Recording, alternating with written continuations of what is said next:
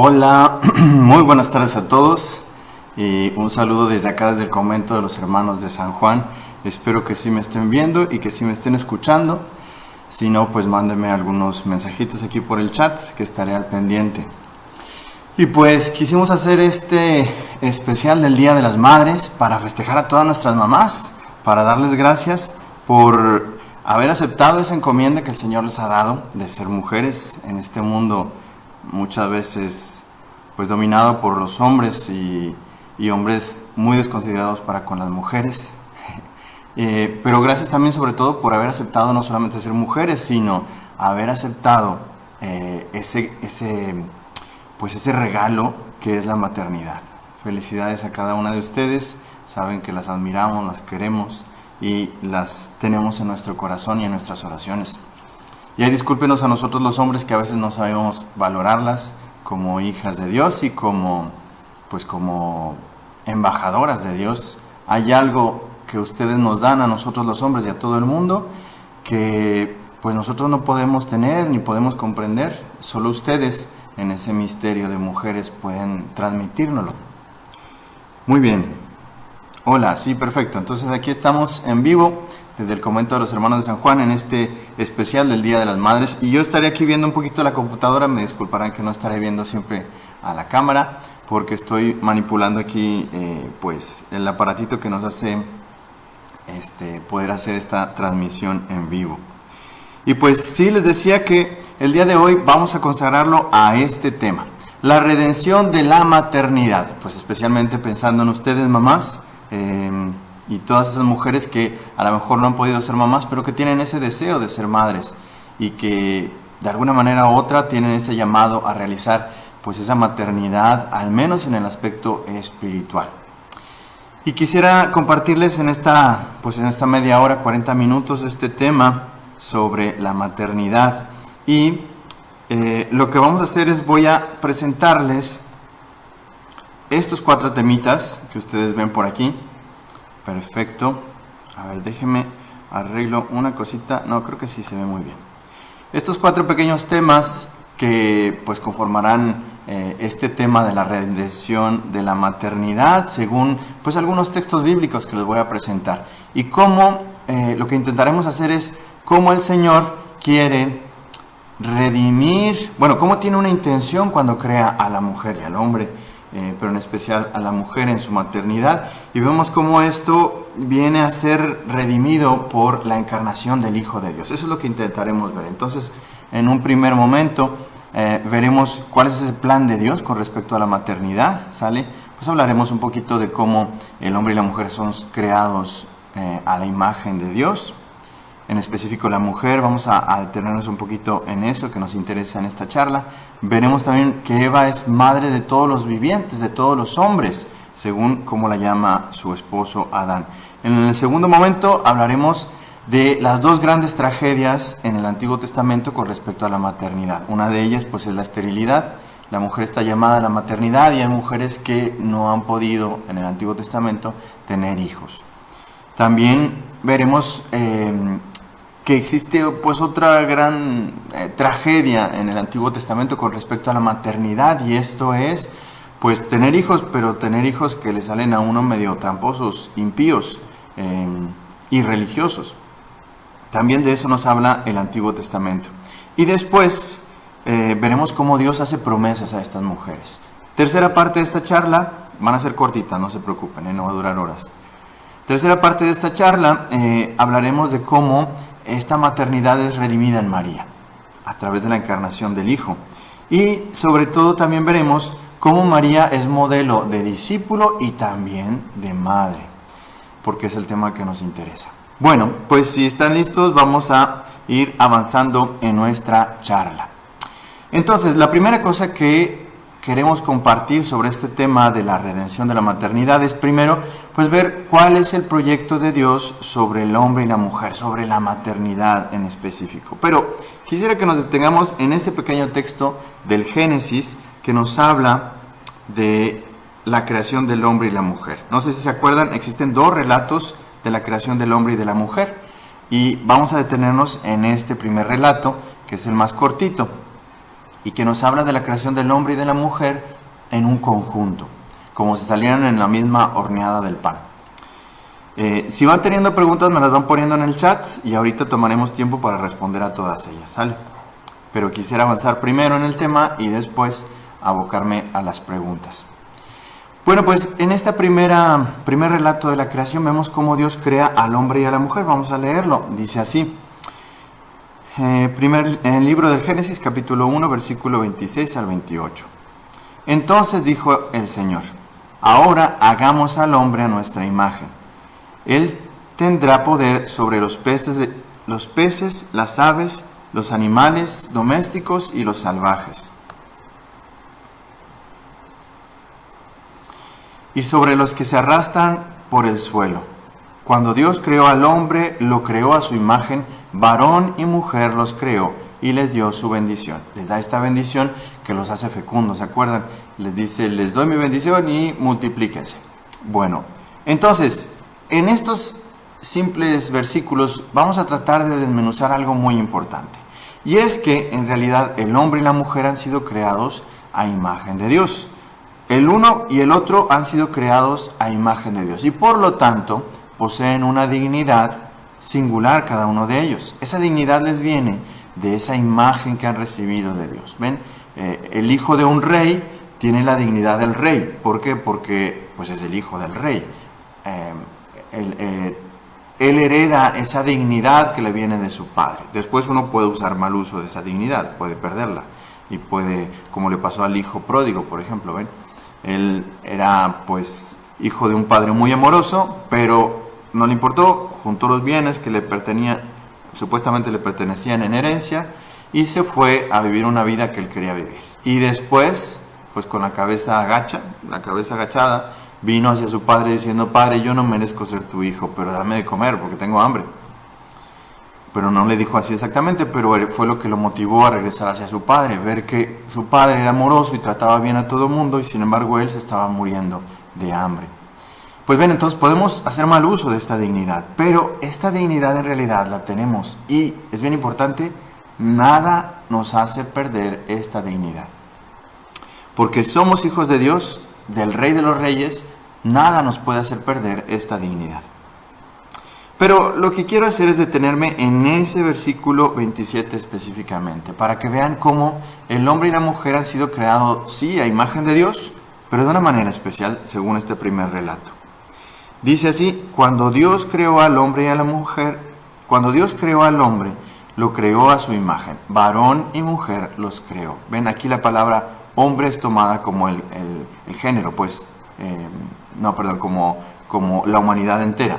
Mientras que varón y mujer se utilizaban para distinguir la diferenciación sexual. Y sí es cierto, el hombre y la mujer somos distintos, pero acuérdense, una misma dignidad. El hombre no es más digno que la mujer no es más digna que el hombre. Tenemos una misma dignidad, los dos, ambos igual en dignidad, pero somos distintos. Y lo interesante de este versículo es que nos hace ver que el hombre y la mujer fueron creados juntos, fueron pensados por Dios de manera unida, juntos. Si cada uno de los dos es imagen de Dios, juntos son aún más imagen de Dios, y es lo que quiero darles a entender aquí. Ven, lo creó a su imagen, varón y mujer los creó, en este rengloncito morado que pusimos por ahí. Ven, cada uno es imagen, pero los dos juntos son más imagen de Dios. De tal manera que podemos decir que la primera vocación de la maternidad y la paternidad del hombre y de la mujer es ser imagen de Dios. ¿Por qué Dios nos crea diferentes? Para que nos complementemos, en específico también en la fecundidad, y ambos sean más imagen de Dios. Si el hombre es imagen de Dios por su dignidad y por lo que él es, si la mujer es imagen de Dios por su dignidad y por lo que ella es, pues juntos será uno aún más imagen de Dios, porque solos no pueden procrear, pero juntos sí pueden ser padre y madre. De tal manera que la maternidad y la paternidad de igual manera tienen como vocación ser imagen de Dios. Y es muy fácil de comprender esto, fíjense, porque para un niño que está empezando a crecer y a conocer el mundo, pues ¿cuál es la imagen de Dios que él tiene? ¿Sus padres? Sus padres es la primera imagen de Dios que él tiene. Hasta después, cuando tendrá uso de razón, comprenderá que sus padres pues vienen de alguien más. Pero por el momento él comprende que viene de sus padres, del amor de sus padres. Y después comprenderá que sus padres vienen de alguien más. Y ese alguien más pues es Dios. El Señor, el creador de ellos y de toda la humanidad. Por lo tanto, la primera imagen, la primera misión que tiene la pareja, el hombre y la mujer, al ser padre y madre, es ser imagen de Dios. Para con los demás, para con sus hijos, para con la humanidad. Esa es la primera vocación que ustedes y yo tenemos. Y que se cumple de una manera aún más eminente cuando el hombre y la mujer son fecundos. Acuérdense que la fecundidad del hombre y de la mujer no es solo material, porque si no, pues nosotros ya pues, no le hicimos, ¿verdad? Los hermanos, los sacerdotes son imagen de Dios de otra manera, por una vocación específica. Pero la vocación común a todos es ser imagen de Dios también en una fecundidad legítima. Y dice el libro del Génesis que una vez que Eva pues le dio hijos a Adán, acuérdense que Adán era aquel que había recibido, bueno, pues hijo de Dios, pero sobre todo recibió esa misión de Dios de nombrar las cosas. Y en eso, pues el varón es imagen de Dios, al menos Adán es imagen de Dios porque Dios es el que crea, el hombre no puede crear. El hombre realiza cosas, compone cosas, pero el hombre puede nombrar. Y en eso es imagen de Dios. Porque cuando las nombra es como si las trajera a la existencia.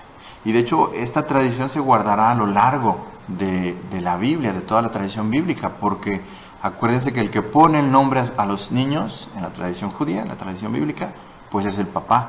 No sé si se acuerdan, por ejemplo, cuando Juan el Bautista va a nacer, pues van y le preguntan a la madre, ¿no? ¿Cómo se va a llamar? Pues Juan. Y luego le dicen, no, a ver, vamos a ver con el papá. Porque finalmente la última palabra era del papá. Y pues Zacarías, el papá de Juan el Bautista, dice, sí, se va a llamar Juan. Y entonces es cuando le escribe en la tablilla, ¿verdad? Y entonces es cuando se le desata la lengua y empieza a hablar y a dar gloria a Dios. Era el papá que daba el nombre. De hecho, también para con José, ¿se acuerdan? El ángel se aparece y le dice, le pondrás por nombre Jesús. Era el hombre, el varón que nombraba a los hijos. En esto son imagen de Dios. El varón es imagen de Dios. Bueno, pero dice aquí que el libro del Génesis, en el capítulo 3, versículo 20, ya después de que pasó pues el pecado y toda esta historia que conocemos, dice que Adán nombró a Eva, a su mujer, con el nombre de Eva, por ser ella la madre de todos los vivientes. Eso quiere decir Eva, es muy bonito, la madre de todos los vivientes. Y pues es muy significativo que a la primera mujer se le ponga ese nombre. Adán, su esposo, le pone ese nombre a su compañera, a su ayuda del corazón. Acuérdense que esa ayuda era para que Adán creciera en el amor, para que fuera imagen de Dios amando, porque pues solito pues, no era del todo imagen de Dios. Y entonces es muy bonito que esa primera mujer sea llamada madre de todos los vivientes, porque literalmente va a ser madre de todos los vivientes, ¿no? Al menos de toda la raza humana. Pero con eso, pues acuérdense, también llegó la tragedia del pecado. El pecado hace que el hombre, pues, se ensimisme y deje de ver a Dios, deje de ver la voluntad, los mandatos de Dios y se ensimisme. Y prefiere hacer su voluntad que hacer la voluntad de Dios. Y en la tradición católica, acuérdense que nosotros tenemos, a partir de la Biblia, esa enseñanza de que existe el pecado original. Y lo sacamos precisamente, una de las citas es esta que les puse aquí, Romanos 5:12, en donde se nos recuerda que toda la humanidad ha sido como englobada en un pecado. Dice así, Romanos 5:12, por tanto, como por un solo hombre entró el pecado en el mundo, y por el pecado la muerte, y así la muerte alcanzó a todos los hombres, por cuanto todos pecaron. Luego, versículo 14, Con todo reinó la muerte desde Adán hasta Moisés, aún sobre aquellos que no pecaron con una transgresión semejante a la de Adán. ¿Ven? Aún sobre aquellos que no pecaron les recayó este pecado que fue el pecado de origen, el pecado de soberbia, de desobedecer a Dios, de dudar del amor de Dios. Y entonces esto va a hacer que, pues, tanto el hombre como la mujer van a tener que padecer. Van a padecer en su ser como personas, pero en específico también la mujer va a padecer por su maternidad. ¿Ven? Dios le confió a la mujer por su ser, por su biología, por su espíritu. El espíritu de la mujer es muy distinto al espíritu del varón.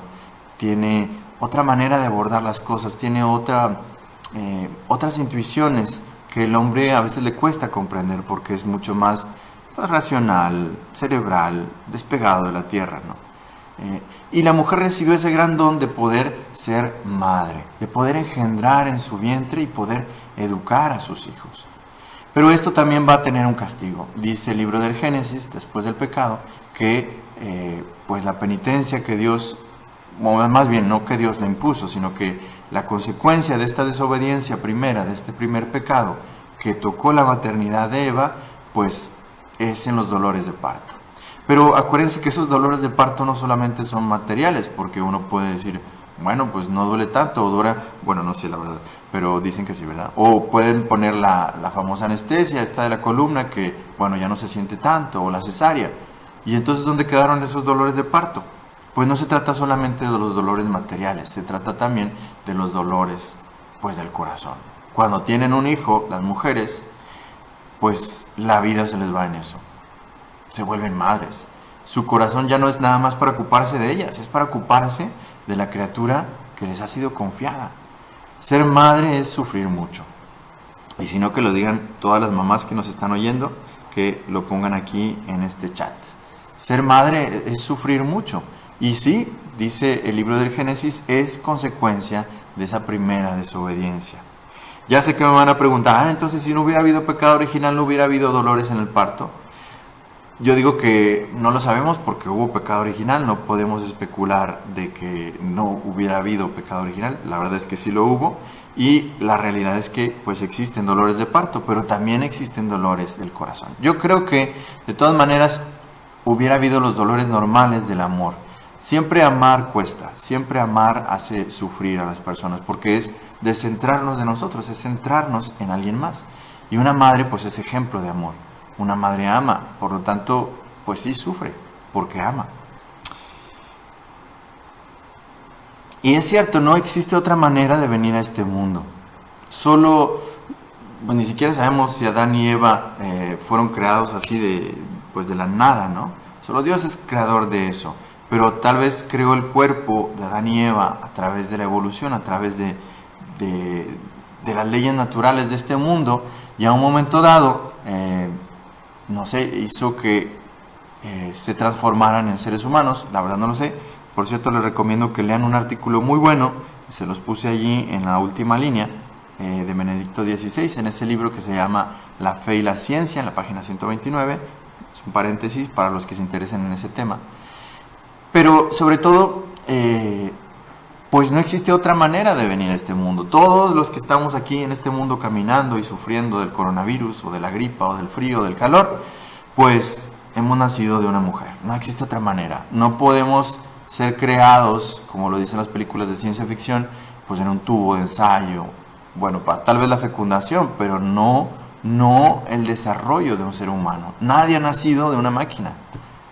Y de hecho, si alguna vez se lograra, necesitarían en el fondo siempre de un padre y una madre.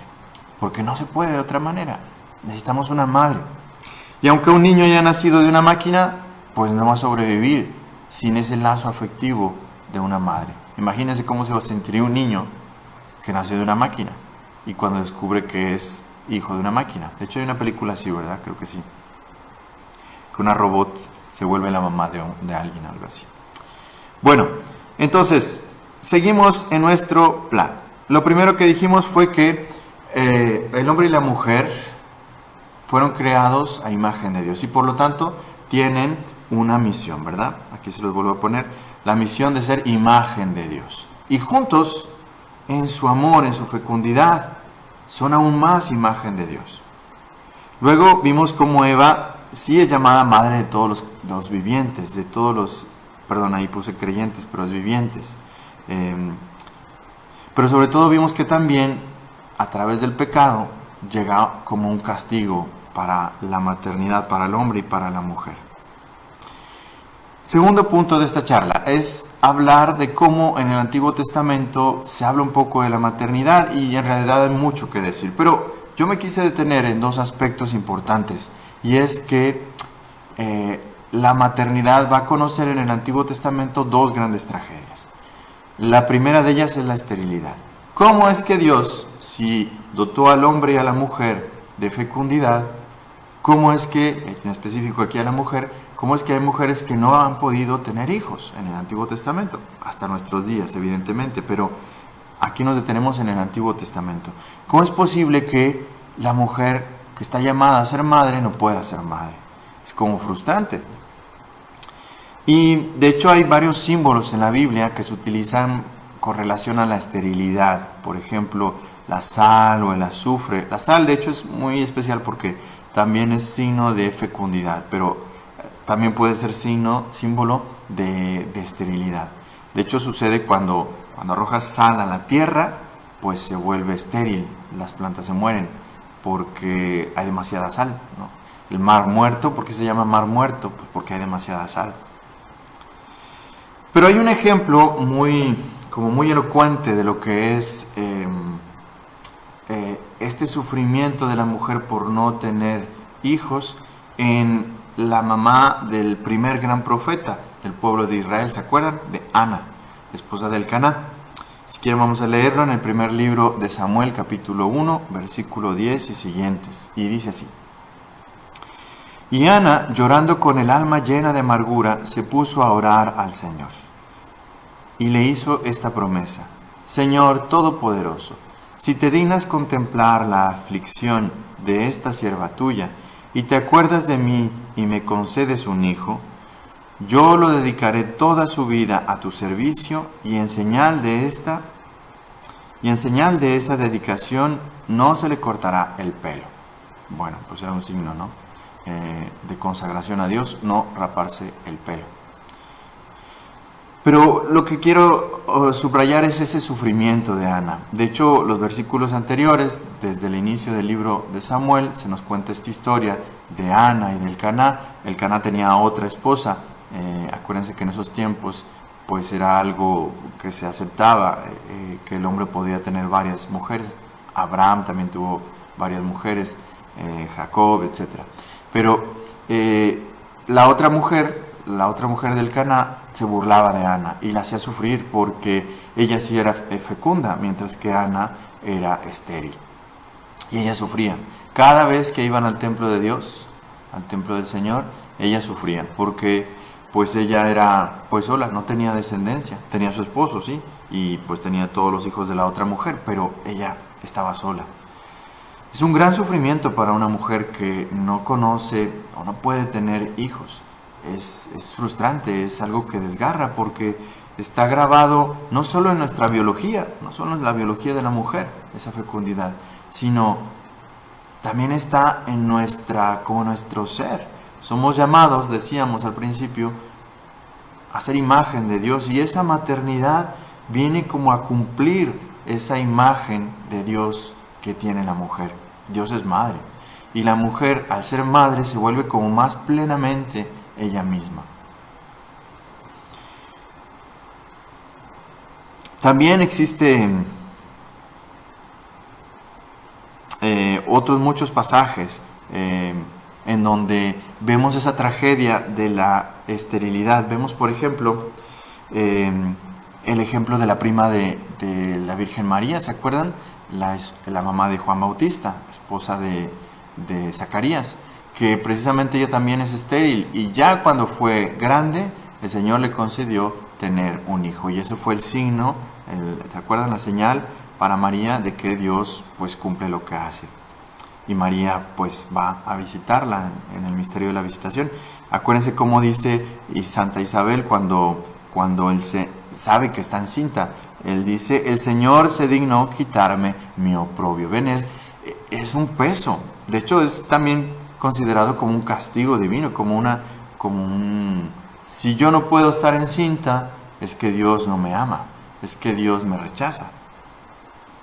Raquel, una de las esposas de Jacob, concibió y dio a luz un hijo y dijo, ha quitado Dios mi afrenta. ¿Ven? Se expresan de la esterilidad, con palabras fuertes: afrenta, oprobio, humillación. Ser estéril en el Antiguo Testamento era ser humillado. ¿De qué sirve ser mujer si no puedo ser madre? Es un poco así, ¿verdad? Pero existe otra gran tragedia, porque hay mujeres que no son estériles, que son fecundas, pero que pues tienen hijos, podríamos decir, malos, que hijos inicuos, hijos que pues no siguen los mandatos de Dios. De hecho dice, por ejemplo, el libro del Eclesiástico, unos versículos muy fuertes, dice, no desees multitud de hijos malvados, no te goces en tener hijos impíos, aunque sean muchos, no te goces en ello, si con ellos no se halla el temor del Señor. No pongas en su vida tu confianza, ni te creas seguro por ser muchos, que más vale uno que 1000, y morir sin hijos que tener hijos impíos. Sí, no solamente la esterilidad era un oprobio, pero también tener hijos malos, entre comillas, que se dedicaban al mal, era también un oprobio para la mujer. Toda mujer quiere tener hijos buenos, toda mujer quiere que sus hijos sean los mejores. Y una mujer de fe quiere que sus hijos sigan el camino de fe. Y para una mujer cuyos hijos no quieren seguir el camino de la fe, que es el de ella, el de su esposo seguramente, pues es un gran oprobio, es una prueba muy grande. Cuando la mujer tiene hijos, sí, pero sus hijos no quieren seguir el camino de Dios, mientras que ella sí sigue el camino de Dios, es algo que le duele mucho. Fíjense en la conocida historia de Santa Mónica, mamá de San Agustín. Es una mujer que es reconocida por sus lágrimas. Lloró mucho, sufrió mucho porque su hijo se negaba pues a conocer al Señor, a amar al Señor.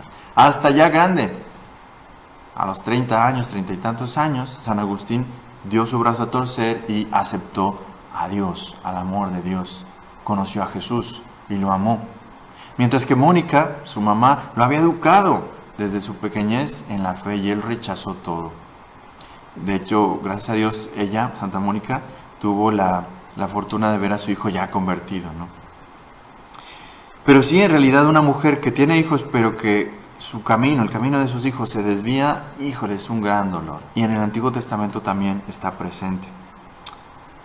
Vemos, por ejemplo, que en el caso aquí de la paternidad, pero es igual para la maternidad, les puse el ejemplo de los hijos de Samuel, precisamente este hijo de Ana, que fue consagrado al templo de Dios y fue el primer gran profeta de Israel, el primer gran amigo que recibía los mensajes de Dios, escuchaba la voz de Dios.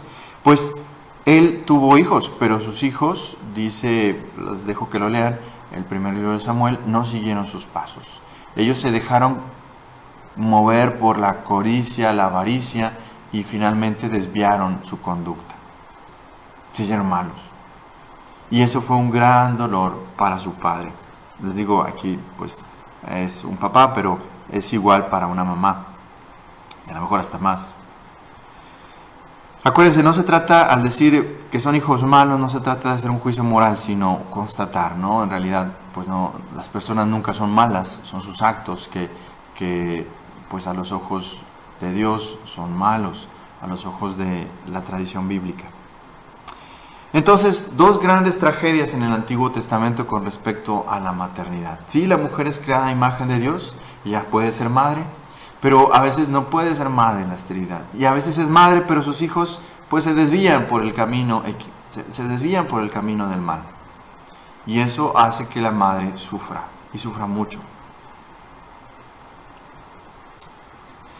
Pero Dios cumple sus promesas. Hay promesas en el Antiguo Testamento que se ve como Dios ama a la mujer que sufre. Primero porque no puede ser madre, o también porque sufre cuando es madre y sus hijos no siguen el camino de ella. Por ejemplo, Dios escuchó la voz de Ana en esa oración que hace Ana en su sufrimiento por no poder ser madre. Dios le concede un hijo, pues es Samuel. También cumple la petición de Isabel, también la petición de Sara, esposa de Abraham. Ven, hay muchas mujeres estériles en el Antiguo Testamento que son escuchadas por Dios y que pueden tener un hijo. También en el Salmo 113, versículos 6, 7, 8, 9, se habla de una bendición para la mujer que no ha podido tener hijos. Hay muchas, pero aquí les puse esta, del Salmo 113. Dice así, este salmo habla de cómo el Señor está atento al que es pobre, desvalido. Y dice así, Él levanta del polvo al desvalido, del estiércol hace subir al pobre, para sentarlo con los príncipes de su pueblo. Él asienta a la estéril en su casa, madre de hijos jubilosa. Una mujer fecunda. Pero les puse allí un asterisco en asienta, o sea, se sienta, hace sentar a su madre en medio de sus hijos. Con un asterisco porque, de hecho, también en la tradición bíblica, pues es un poquito feo, pero es la realidad. Acuérdense que la mujer pues servía al varón, al padre y a los hijos, y al final se sentaba. Ella era la que se quedaba de pie, sirviéndolos, y después se sentaba a comer. Pero aquí, en esta promesa que Dios hace, dentro del Antiguo Testamento, el Señor promete que ella va a estar sentada en medio de sus hijos. No va a ser la que sirve, sino que va a ser el centro de la atención de todos. Y sobre todo era estéril, pero ahora es madre de muchos hijos, fecunda. También en el libro de la sabiduría se habla de una recompensa a esta mujer que tal vez no pudo tener hijos, pero que Dios no quita el ojo del renglón, no quita, ¿se dice el ojo o el dedo? No me acuerdo. No deja de verla y está cercano a su sufrimiento. Porque le dice, más vale que te quedes estéril, pero que seas fiel. Y recibirá recompensa a que pues te desvíes, ¿no? Por ese dolor de tu corazón. Dichosa la estéril sin mancilla, la que no conoce el hecho del pecado.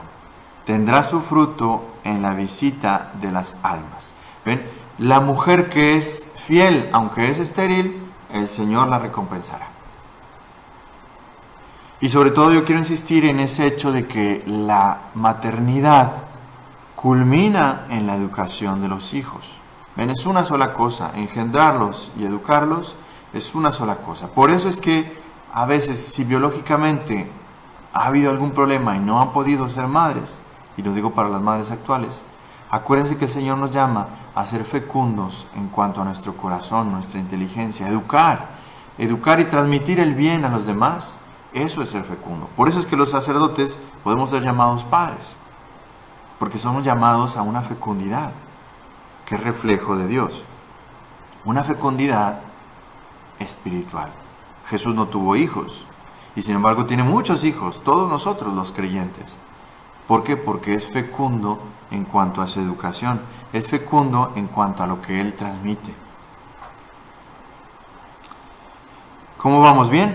¿Me van siguiendo? Si tienen preguntas, váyanlas poniendo aquí, por favor. Tercer puntito que quiero comentar con ustedes sobre esta pues redención de la maternidad en la Biblia. Y aquí me voy a servir del catecismo. Es ver cómo en realidad pues toda esta historia del Antiguo Testamento culmina en una maternidad excelente, que es la maternidad pues de nuestra mamá, la Virgen María. Y quisiera que leyéramos este número del catecismo, el 495, para ver cómo María es reconocida como Madre de Cristo en toda su integridad. Ella no es Dios, evidentemente, pero como Dios se hizo hombre a través de ella, pues ella puede ser llamada Madre de Dios. Dice así, Catecismo 495, llamada en los Evangelios la Madre de Jesús, María es aclamada bajo el impulso del Espíritu como la madre de mi Señor, en Lucas capítulo 1, versículo 43, desde antes del nacimiento de su Hijo.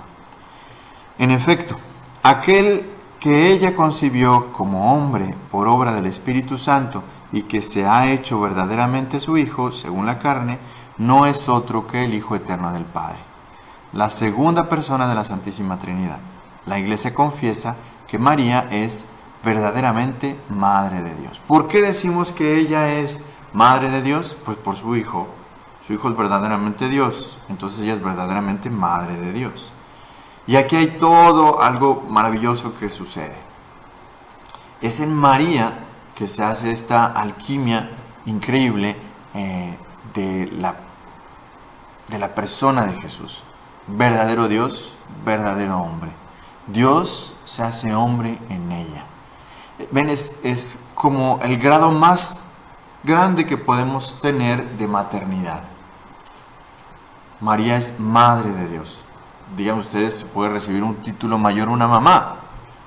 Pues no, María es Madre del Creador de todas las cosas. Y en ella se cumple de una manera perfecta, plena, el plan divino de Dios. En que la mujer, al engendrar, al ser madre, se vuelve más imagen de Dios.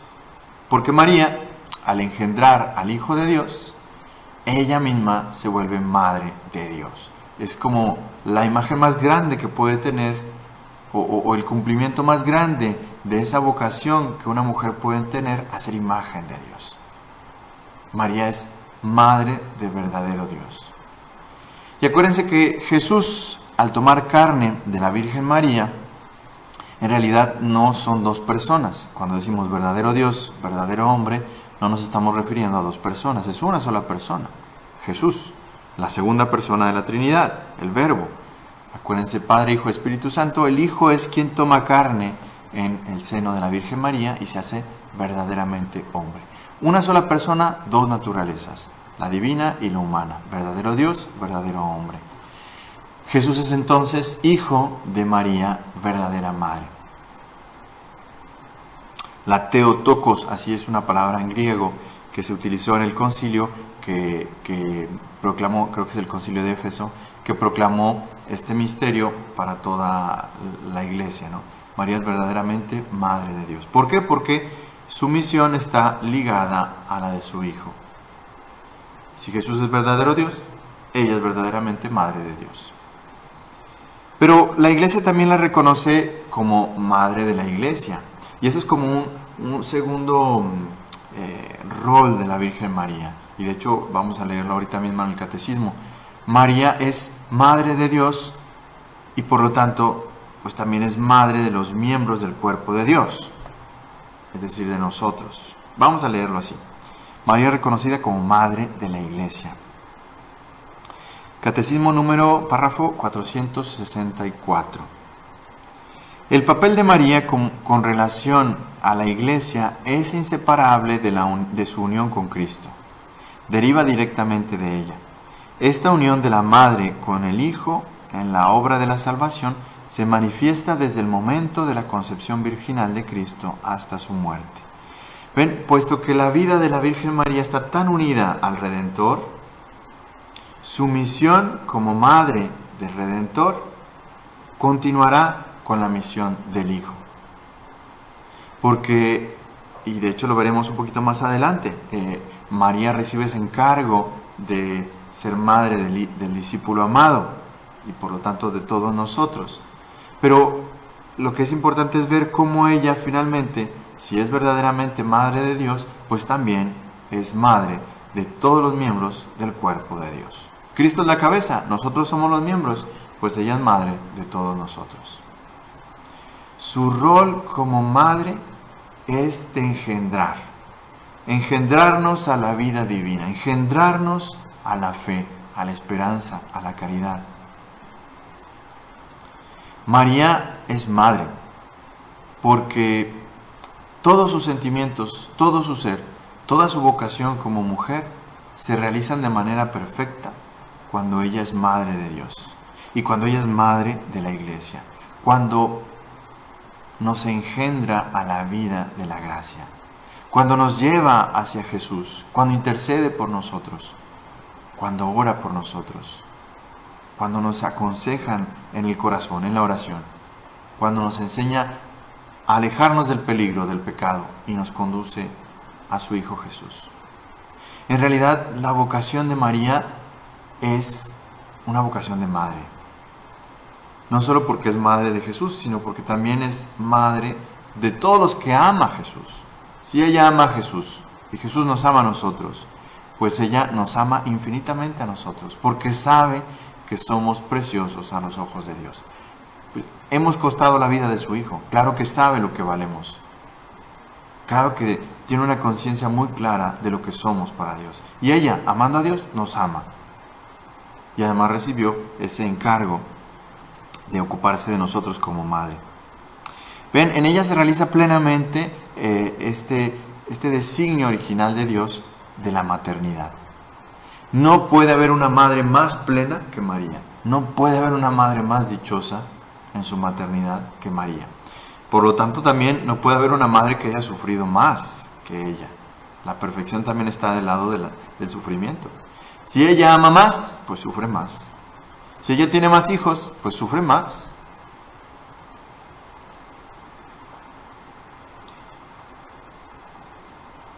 A ver, voy a escribir algo en el chat a ver si hay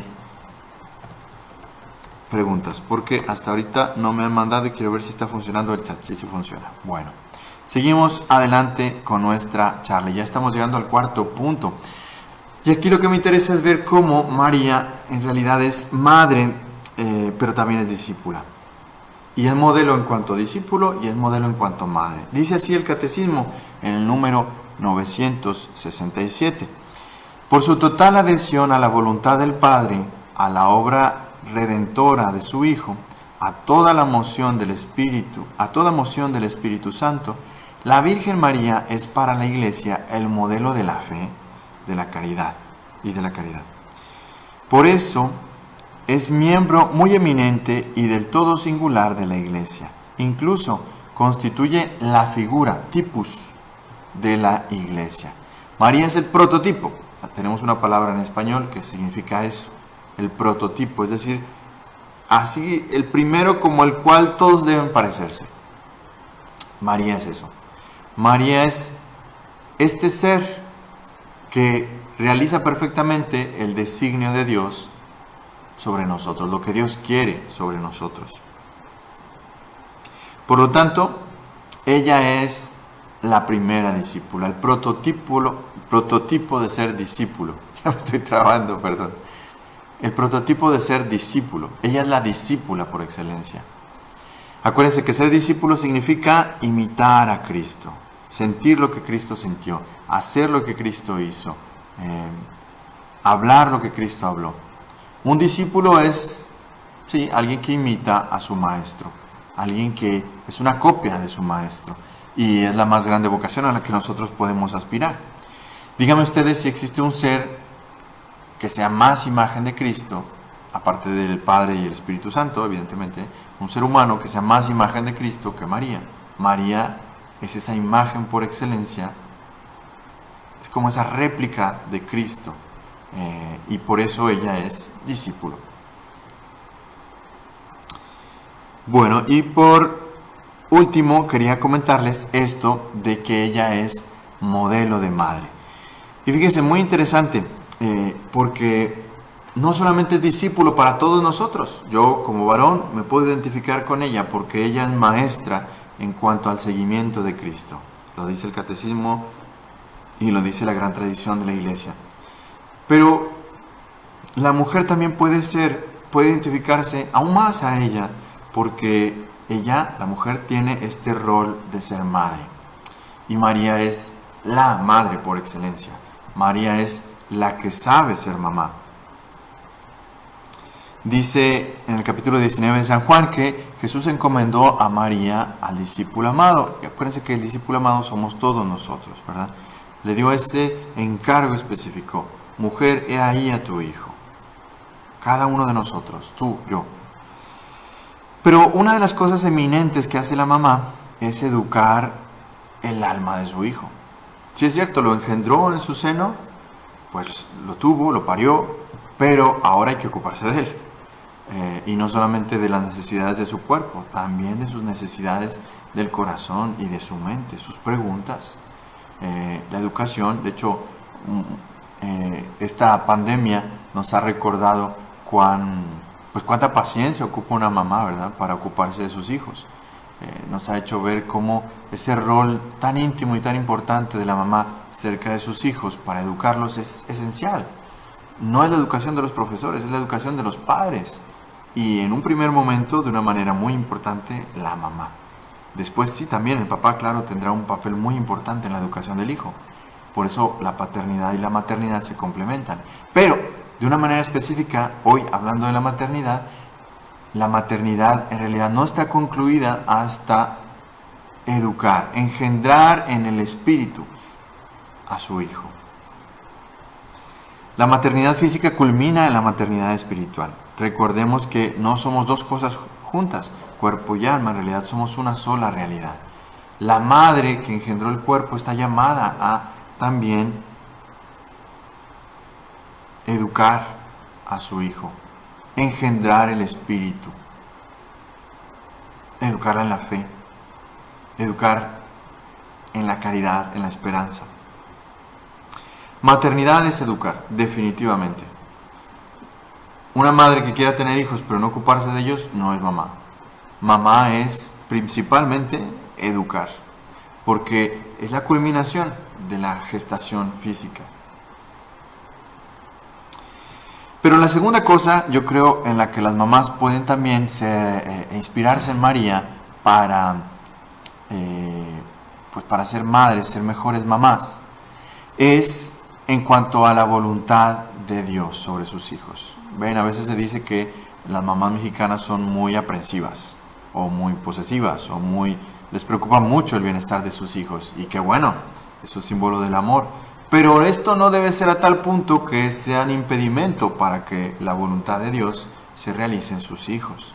De hecho, es muy admirable conocer a mamás que tienen un santo desprendimiento de sus hijos, que comprenden, y eso por lo general casi todas las mamás es así, comprenden que sus hijos son prestados, que no son posesión de ellas. Pero luego en los actos muy concretos a veces nos cuesta, mamás, entregárselos a Dios, ¿verdad? Eso no quiere decir que nos desinteresemos de nuestros hijos y de su educación, para nada, pero quiere decir que el primer lugar se lo damos a Dios y a lo que Dios desea en la vida de nuestros hijos.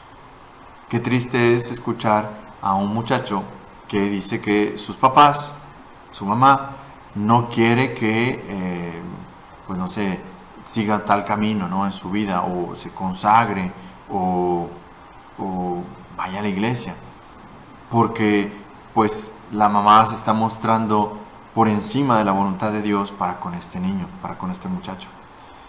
Y no, en realidad, ahí creo que las mamás pueden inspirarse en María para comprender que la voluntad de Dios sobre su hijo es más importante que su amor.